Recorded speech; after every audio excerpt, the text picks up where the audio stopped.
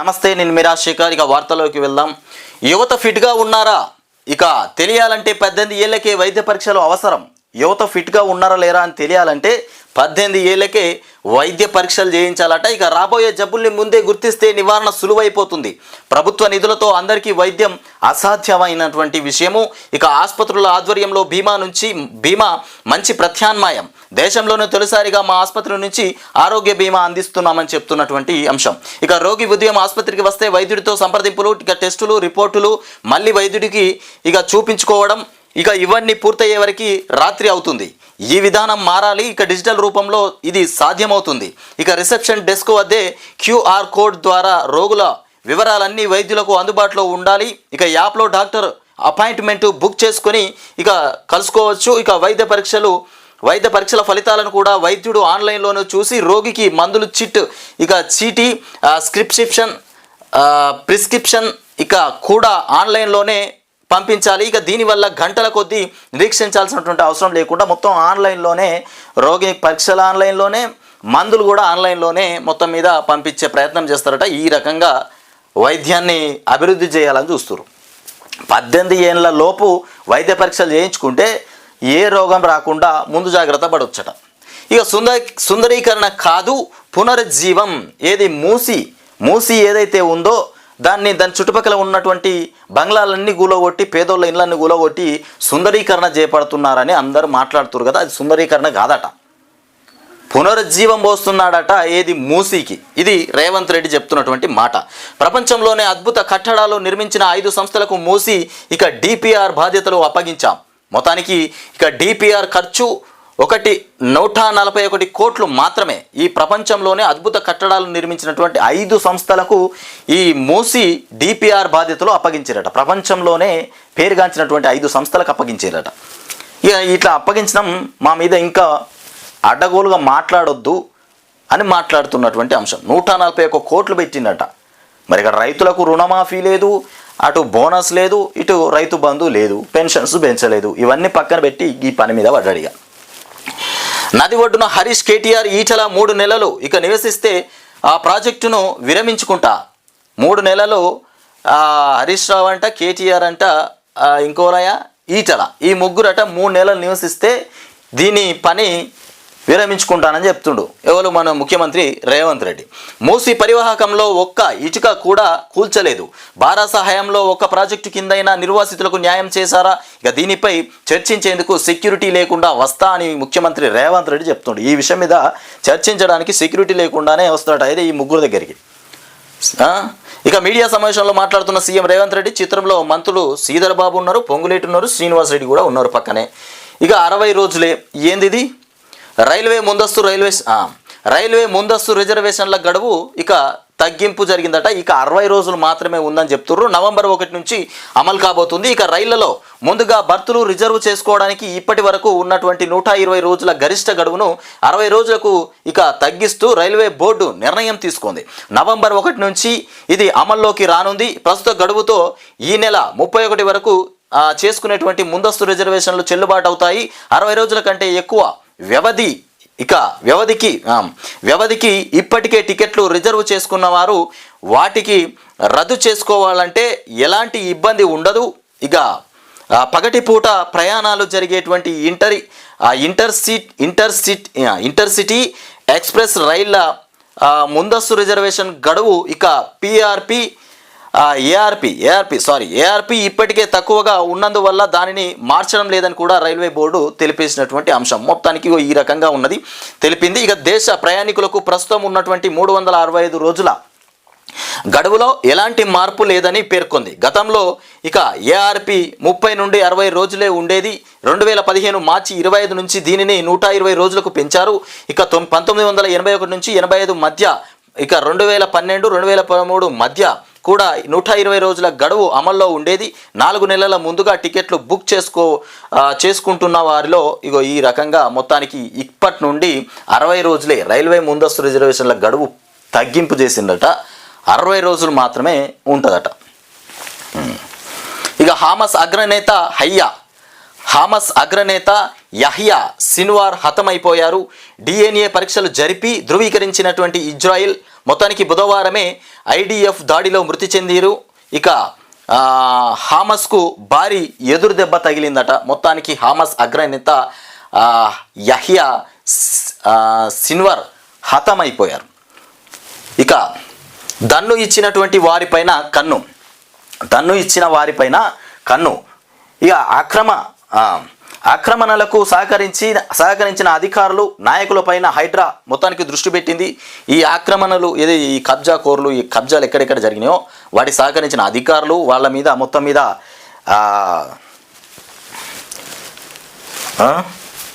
వాళ్ళ దృష్టికి వచ్చేసిందట. హైడ్రా దృష్టికి వాళ్ళ పేర్లు వాళ్ళ కథలన్నీ బయటకు వచ్చినాయని చెప్తుండ్రు.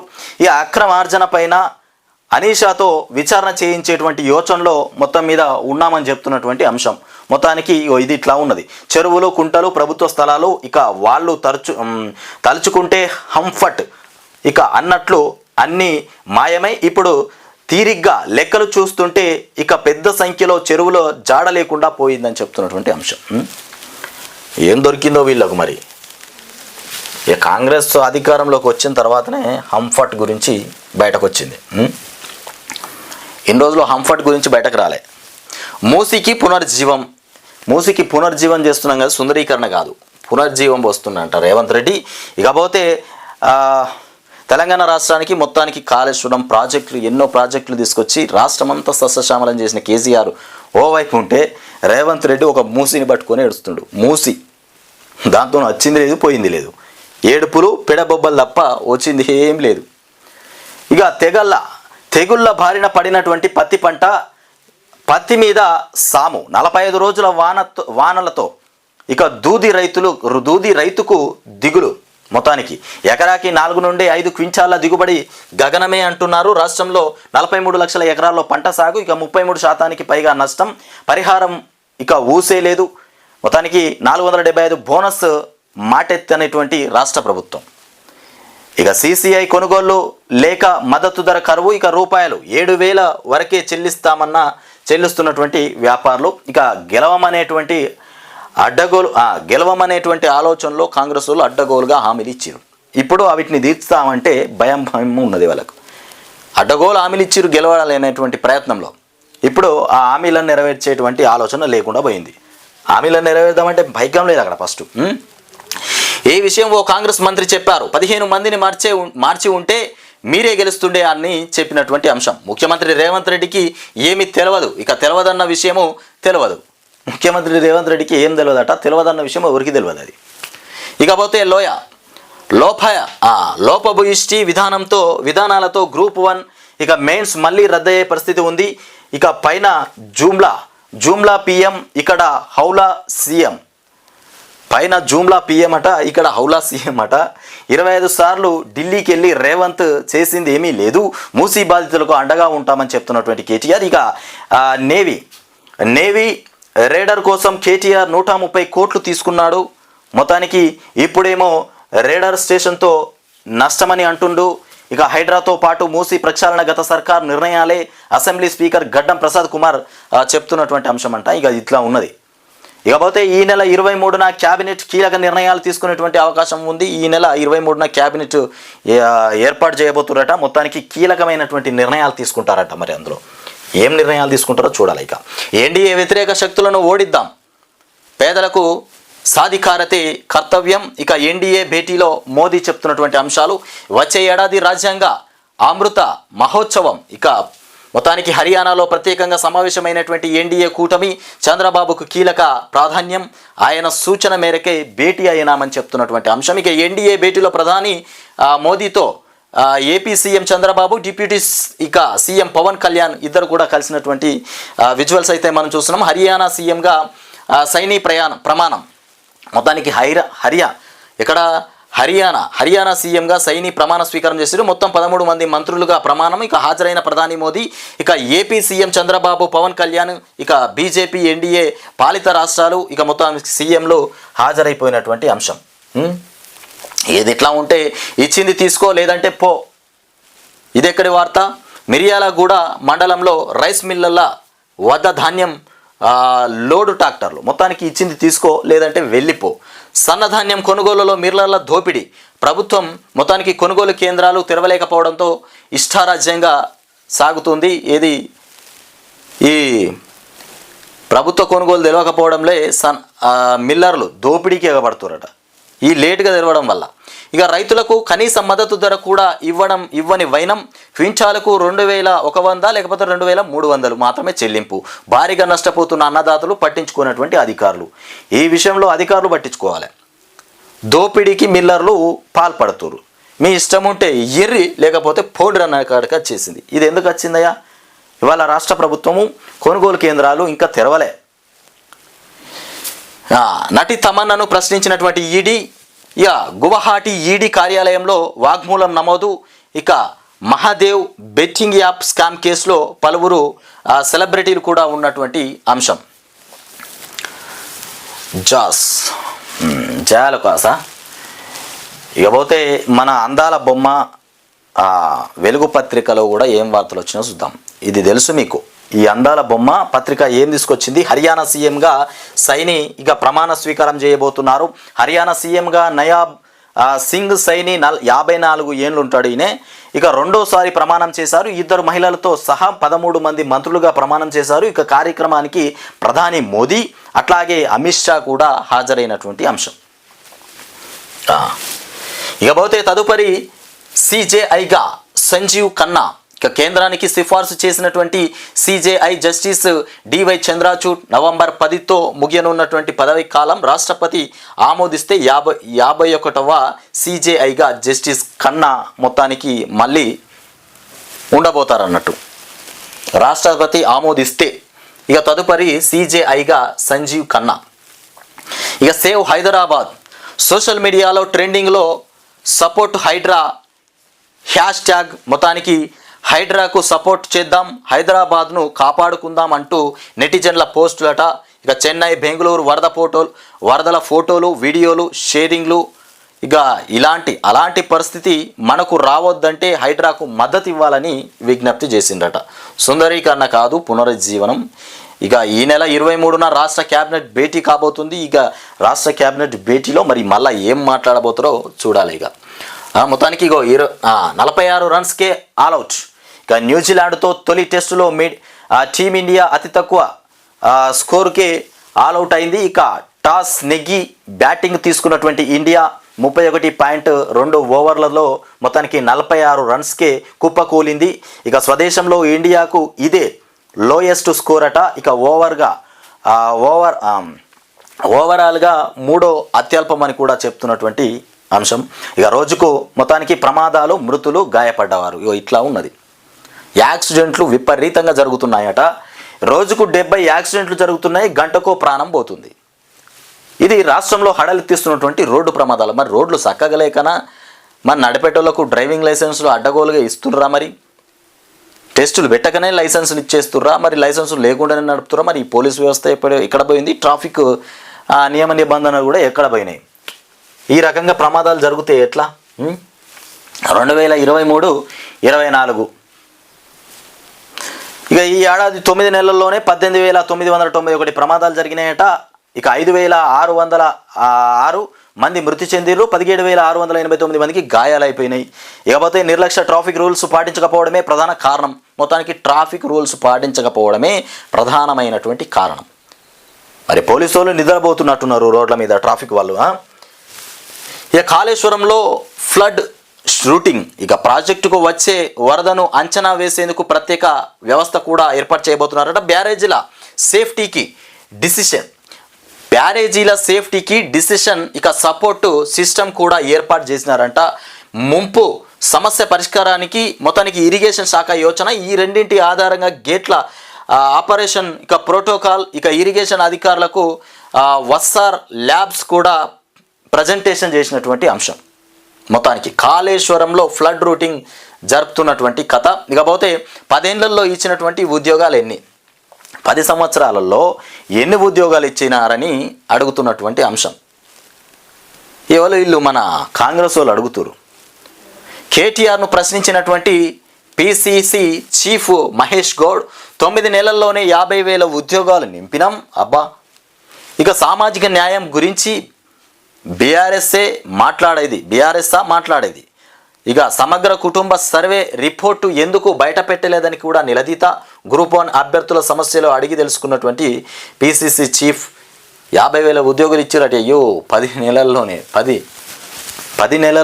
50,000 ఉద్యోగాలు ఇచ్చినాం, మీరు మరి ఎన్ని ఉద్యోగాలు ఇచ్చిర్రు ఇన్ని రోజులు పరిపాలిస్తే అని మహేష్ గౌడ్ అడుగుతుండట.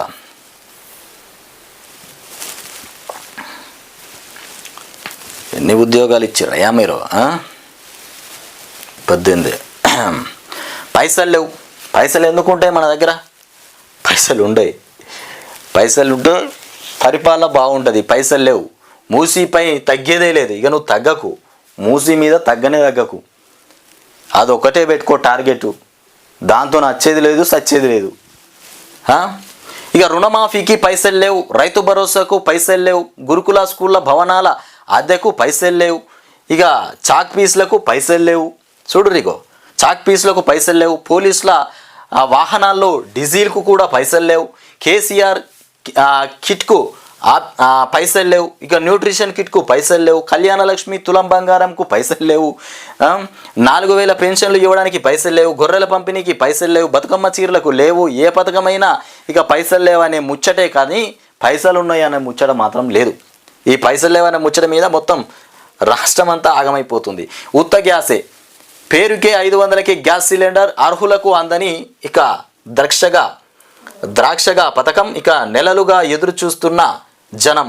ఇక ప్రజాపాలన దరఖాస్తులు ఏమయ్యాయి? రేవంత్ సర్కార్ పైన మండిపడుతున్నటువంటి మహిళలు. పేరుకు మాత్రమే ఉత్తుత్త గ్యాస్ మాత్రం ఇంతవరకు ఇయ్యలే, పేరుకే గ్యాసు.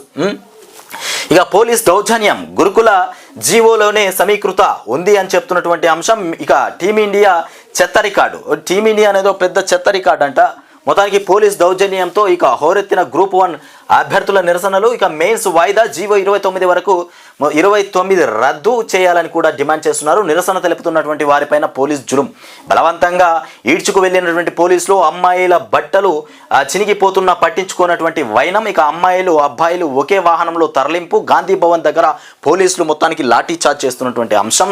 ఇకపోతే గాయపడ్డ పలువురు అభ్యర్థులు గ్రూప్ 1 అభ్యర్థులకు మొత్తానికి కేటీఆర్ భరోసా ఇచ్చినారంట. ఇక పార్టీ తరపున పోరాడతామని కూడా హామీ. మరోవైపు పరీక్షలకు మొత్తానికి సన్నాహాలు. అధికారులకు సిఎస్ శాంతికుమారి కూడా ఆదేశాలు జారీ చేసింది. గ్రూప్ 1 మెయిన్స్లో అవకతవకలు కూడా కొత్తగా చేరినటువంటి మొత్తానికి 3,000 మంది ఎవరు?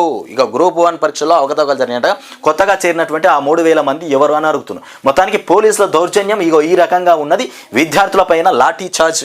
విద్యార్థులను ఇక మగోళ్ళను మన గర్ల్స్ను బాయ్స్ను ఒకే జీబ్లో తీసుకొని పోతున్నారట. ఇట్లా వేరు కాదుగా. ఇక బీఆర్ఎస్ తెలంగాణ ప్రజల గొంతుక. బీఆర్ఎస్ అనేది తెలంగాణ రాష్ట్ర కోటి, తెలంగాణ రాష్ట్ర ప్రజల యొక్క గొంతుక, అంతేగాని ఇంకొక విషయం కాదు. ఇక ఆర్టిజన్స్ను రెగ్యులరైజ్ చేయాలి. రేవంత్ సర్కార్కు విద్యుత్ ఉద్యోగాలు వార్నింగ్. మొత్తానికి ఇక ప్రభుత్వం ఒక్కో మహిళకు 25,000 బాకీ ఉందట. ఒక్కొక్క మహిళకు ప్రభుత్వం 25,000 బాకీ ఉంది. మరి ఈ బాకీ అంతా ఒడగట్టాలి నాయన. ఇక కాంగ్రెస్ సర్కారుకు కమలం లీడర్లు కాపలా ఉంటుండ్రంట. ఇక కాంగ్రెస్ సర్కారుపై ఈగ వాళ్ళనివ్వని తెలంగాణ బీజేపీ వాళ్ళు. ఇక ఈటల మహేశ్వర్ రెడ్డి లాంటి ఒకరిద్దరు తప్ప ప్రజా సమస్యలపై సైలెంట్గా కమలం నేతలు. ఇక కేంద్ర మంత్రులు కిషన్ రెడ్డి, సంజయ్ సైతం ఇక అదే తీరులో ఉన్నారట. ఇక రేవంత్ సర్కారును మొత్తానికి కిషన్ రెడ్డి, సంజయ్ వెనకేసుకొని పోతురట. ప్రజా సమస్యలపై రేవంత్ ప్రజా వ్యతిరేక నిర్ణయాలపైన కూడా పెదవి విప్పనటువంటి వైనం. హైడ్రా, మూసీ నిరుద్యోగులు, ఇక రైతు సమస్యలు అన్నింటినీ గాలికి వదిలేసినటువంటి రాష్ట్ర బీజేపీ.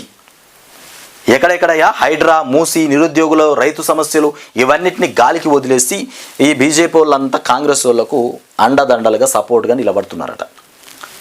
ఇట్లా ఉన్నది. విద్యుత్ శాఖ అవినీతి భాగోతం. ఇక బదిలీల నుంచి పోస్టింగ్ల దాకా రాజ్యమేలుతున్నటువంటి అవినీతి. బదిలీకి ఓ రేటు, పోస్టింగ్కు ఓ రేటు.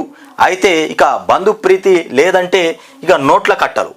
ఇక ఏదన్నా బంధుప్రీతి, ఈ ఉద్యోగాల కోసం బంధుప్రీతి లేదంటే నోట్ల కట్టాలు చల్లాల్సిందే. ఏదో ఒక పని. విద్యుత్ శాఖలో అవినీతి భాగోతం ఇట్లా ఉన్నది. ఉద్యోగాలు కావాలా, పైసలు చల్లురు. పైసలు ఇస్తే ఉద్యోగం, లేదంటే లేదు. ఇట్లా ఈ రకంగా వ్యవహరిస్తున్నారట. మొత్తానికి ఇగో ఇది తెలంగాణలో జరుగుతున్నటువంటి కథ. ఇక మన ముఖ్యమంత్రి రేవంత్ రెడ్డి మూసీని పట్టుకున్నాడు. తెలంగాణ రాష్ట్రంలో ఉన్నటువంటి ఇవన్నిటికీ పైసలు లేవు. చూసిండు కదా, రుణమాఫీకి, రైతు భరోసా, గురుకుల, చాక్ పీసులు, పోలీసు వాహనాలు, డీజిల్ పోయడానికి, KCR kit, nutrition kit, Kalyana Lakshmi 4000, గొర్రెల పంపిణీ, ఇకపోతే బతుకమ్మ చీరలు, ఏ పథకానికి పైసలు లేవు. కానీ మూసిని సుందరీకరణ చేయడానికి మాత్రం పైసలు పెట్టుకున్నాడు. ఏమన్నా మూసి సుందరీకరణ కాదు అని పునరుజ్జీవనం పోయడానికి సహకరిస్తున్నాం అంటున్నాం. దీనికి హైదరాబాదు పట్టణ వాసీయులు కూడా సపోర్ట్ చేస్తున్నారని మాట్లాడుతుంటారు. మరి ఎంతవరకు ఇది ఎంత కరెక్టా?